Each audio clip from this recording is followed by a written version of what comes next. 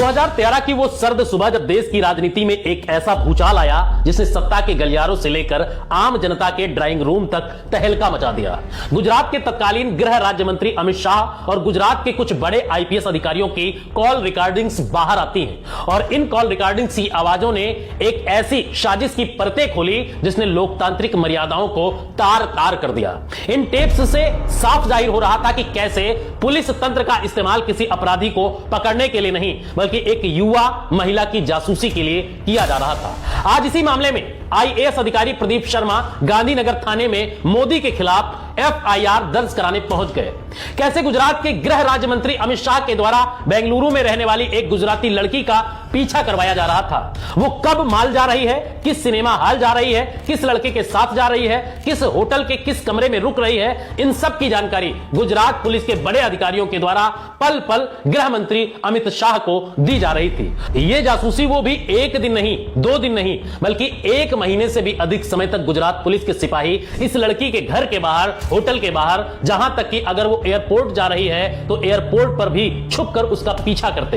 एक दिन तो ऐसा भी होता है कि जब वो कहीं जाने के लिए हवाई जहाज में बैठ जाती है तो एक सिपाही चुपके से उस हवाई जहाज में उस लड़की का पीछा करने के लिए बिठाया जाता है। लेकिन सवाल यह है कि क्यों अमित शाह इस लड़की का पीछा करवा रहे थे? वो आदमी कौन था जिसके बारे में अमित शाह अधिकारियों को बोलते थे कि साहब का आदेश है? आखिर क्यों साहब को इस लड़की की हर चीज जाननी थी? दूसरा सवाल कि कैसे अपने पर्सनल इंटरेस्ट के लिए सरकारी अफसरों, संसाधनों और बजट का इलीगल तरीके से इस्तेमाल किया जा रहा था। आखिर उस लड़की का क्या हुआ जिसके फोन टेप किए जा रहे थे? वो कहां गई? उस लड़की के पिता ने सुप्रीम कोर्ट में क्या कहा? पीड़ित लड़की ने सुप्रीम कोर्ट में क्या बयान दिए? कैसे इस मामले में अमित शाह और उनके साहब ने अपने आप को बचा लिया और कैसे इस मुद्दे को हमेशा के लिए दबा दिया गया? इन तमाम सवालों के जवाब टटोलने की कोशिश करेंगे आज के इस एपिसोड में।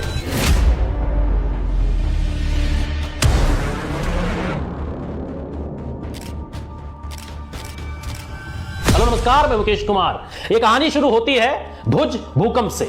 26 जनवरी 2001 के दिन जिस वक्त देश गणतंत्र दिवस मना रहा था, उसी वक्त सुबह के ठीक 8:46 पर गुजरात के कच्छ जिले में एक भयानक भूकंप आता है। कच्छ जिले के भुज में आए इस भूकंप के कारण 1-2 हजार नहीं बल्कि 13,000 से अधिक लोगों की जान चली जाती है। पूरा शहर भूकंप से तबाह हो गया। गुजरात सरकार के द्वारा भुज शहर को दोबारा से रीडेवलप करने की कोशिश की जाने लगी और इसी बीच 28 मई 2003 के दिन आईएएस अधिकारी प्रदीप शर्मा कच्छ जिले के अधिकारी बनकर यानी जिला अधिकारी बनकर आते हैं। यहां साल 2003 से लेकर साल 2006 तक प्रदीप शर्मा कच्छ जिले के जिलाधिकारी रहते हैं और इसी बीच प्रदीप शर्मा ने कच्छ जिले में आने वाले भुज शहर के ब्यूटिफिकेशन का काम शुरू कर दिया। भुज शहर में ही प्रदीप शर्मा की मुलाकात शहर के एक समृद्ध सुनार से होती है। इनका नाम हम प्राइवेसी के कारण नहीं बता सकते। भुज भूकंप के कारण ज्वेलरी के बाजार में भी भारी नुकसान हुआ, लेकिन इस ज्वेलर ने बाजार में काम करवाने के लिए अन्य दुकानदारों में सहमति बनवाई और इस तरह से ये ज्वेलर प्रदीप शर्मा के संपर्क में आते हैं और इस ज्वेलर ने बेंगलुरु से मैकेनिकल की इंजीनियरिंग की पढ़ाई भी की थी और यहीं से उनकी बेटी माधुरी ने आर्किटेक्ट की पढ़ाई की थी। माधुरी यहां एक काल्पनिक नाम है क्योंकि हम असली नाम लड़की का नहीं बता सकते। यह हम उसकी प्राइवेसी के कारण उसका नाम नहीं बता रहे हैं। और इसी दौरान साल 2005 में जिलाधिकारी प्रदीप शर्मा ने भुज शहर में एक हिल गार्डन के ब्यूटिफिकेशन का काम शुरू कर दिया और इस तरह आर्किटेक्ट माधुरी को हिल गार्डन प्रोजेक्ट के आर्किटेक्ट के रूप में चुन लिया जाता है। जब हिल गार्डन का काम पूरा हो गया तो प्रदेश के मुख्यमंत्री नरेंद्र मोदी इसके इनॉग्रेशन के लिए आते हैं कच्छ जिले। आईएएस प्रदीप शर्मा के अनुसार यही वो वक्त था जब उन्होंने माधुरी को सीएम नरेंद्र मोदी से मिलवाया। मोदी ने माधुरी से कहा कि अगर उसे कोई सुझाव देने हैं तो वो उन्हें ईमेल कर सकती है और इस तरह मोदी ने माधुरी से अपना प्राइवेट ईमेल शेयर किया। मुख्यमंत्री से ईमेल मिलने के बाद माधुरी ने उन्हें हिल गार्डन दौरे के लिए धन्यवाद कहा और इस तरह माधुरी और मोदी के बीच ईमेल का आदान प्रदान शुरू होता है।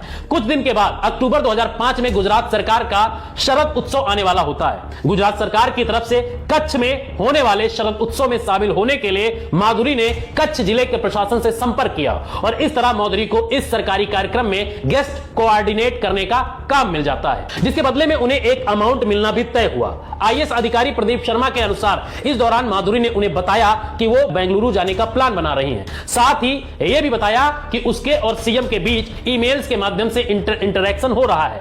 प्रदीप शर्मा ने एक टीवी इंटरव्यू में यह भी दावा किया कि सीएम मोदी की माधुरी में इतनी अधिक दिलचस्पी बढ़ गई कि उन्होंने माधुरी से कहा कि वो एक अलग ईमेल बना ले। बाद में मोदी ने उसे बातचीत करने के लिए अलग नंबर लेने के लिए भी कहा।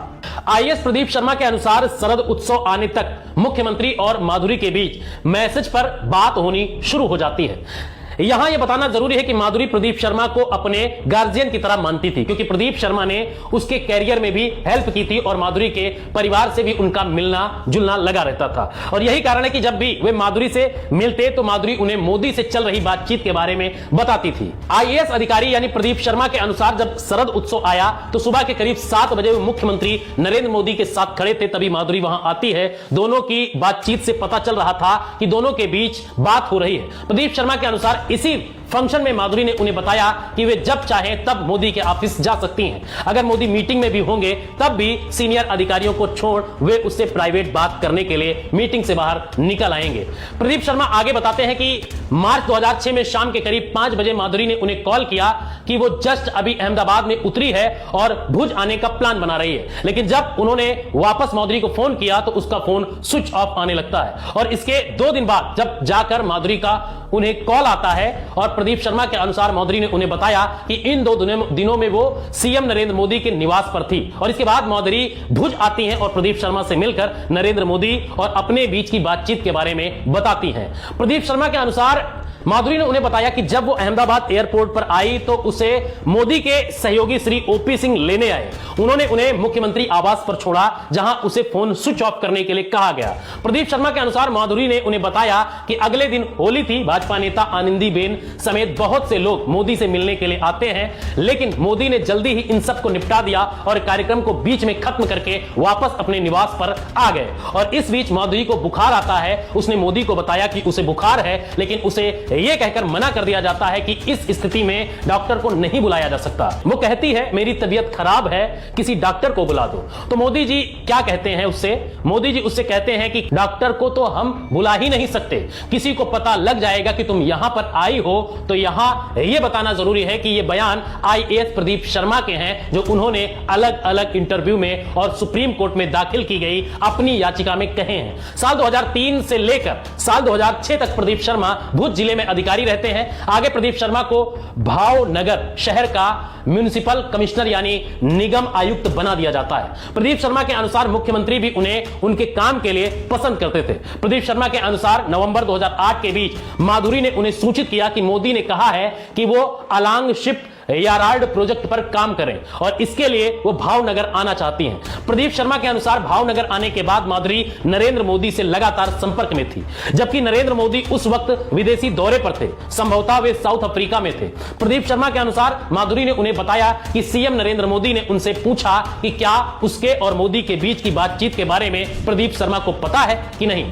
प्रदीप शर्मा ने कई इंटरव्यूज में यह भी दावा किया है कि उनसे माधुरी ने कहा कि सीएम मोदी ने उससे एक अलग ईमेल बनाने और एक अलग फोन नंबर रखने के लिए भी कहा था। और इसी बीच माधुरी ने उन्हें एक मैसेज दिखाया जो उसे सीएम मोदी ने विदेश से भेजा था, लेकिन मैसेज देखने के बहाने ही प्रदीप शर्मा ने वो नंबर याद कर लिया। इस नंबर को प्रदीप शर्मा ने अपने फोन में सेव कर लिया, लेकिन यही गलती आगे चलकर प्रदीप शर्मा के लिए आफत लेकर आती है।